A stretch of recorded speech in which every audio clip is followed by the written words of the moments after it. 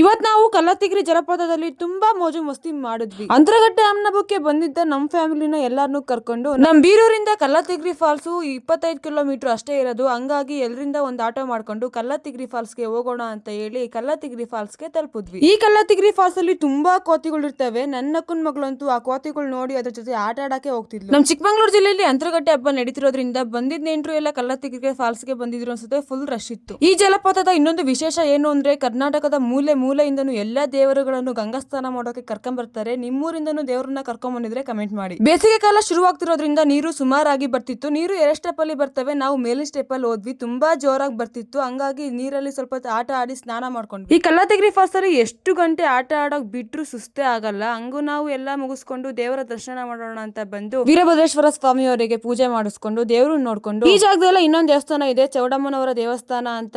ಈ ದೇವರಿಗೆ ಕೋಳಿ ಕುರಿ ಎಲ್ಲ ಆಗುತ್ತೆ. ಹಂಗಾಗಿ ಎಷ್ಟೋ ಜನ ಇಲ್ಲಿ ದೇವರ ಕೆಲಸಗಳನ್ನು ಕೂಡ ಮಾಡ್ತಾರೆ. ನೀವ್ ಯಾರಾದ್ರೂ ಈ ದೇವಸ್ಥಾನದಲ್ಲಿ ದೇವ್ರ ಕೆಲಸ ಮಾಡಿದ್ರೆ ಕಮೆಂಟ್ ಮಾಡಿ. ಹಂಗೂ ಹಿಂಗೂ ನಾವು ದೇವ್ರ ದರ್ಶನ ಮಾಡ್ಕೊಂಡು ಪ್ರದಕ್ಷಿಣೆ ಹಾಕೋಣ ಅಂತ ಹೋದ್ವಿ. ಈ ಮರದಲ್ಲಿ ಏನೋ ಅರಕೆ ಕಟ್ಟಿದ್ರು, ಇದೇನು ಅಂತ ಗೊತ್ತಾಗಿಲ್ಲ. ನಿಮ್ಗೇನಾದ್ರೂ ಗೊತ್ತಿದ್ರೆ ಕಮೆಂಟ್ ಮಾಡಿ. ದೇವರ ದರ್ಶನ ಎಲ್ಲ ಮುಗಿಸ್ಕೊಂಡು ತಂದಿರೋ ತಿಂಡಿನ ಸ್ನಾಕ್ಸ್ ನ ನಿಧಾನಕ್ಕೆ ತಿನ್ಕೊಂಡು ಖಾಲಿ ಮಾಡಿದ್ವಿ. ಈ ಕಲ್ಲತ್ತಿಗಿರಿ ಜಲಪಾತಕ್ಕೆ ಯಾರೆಲ್ಲ ಬಂದಿದ್ದೀರಾ ಮತ್ತೆ ಯಾರೆಲ್ಲ ಬರ್ಬೇಕು ಅಂತ ಅನ್ಕೊಂಡಿದ್ದೀರಾ ಅವ್ನ್ ಕಮೆಂಟ್ ಮಾಡಿ. ಈ ವ್ಲಾಗ್ ಅಲ್ಲಂತೂ ನಮ್ಮ ಅಕ್ಕನ ಮಗಳು ಅಂದ್ರೆ ನನಗೂ ಮಗಳಾಗಬೇಕು, ಇವಳಂತೂ ತುಂಬಾ ಸಪೋರ್ಟ್ ಮಾಡೋದು. ನಂಗೂ ಖುಷಿ ಆಯ್ತು ಅಂತ ಹೇಳ್ತಾ ಮತ್ತೆ ಭೇಟಿಯಾಗುವ.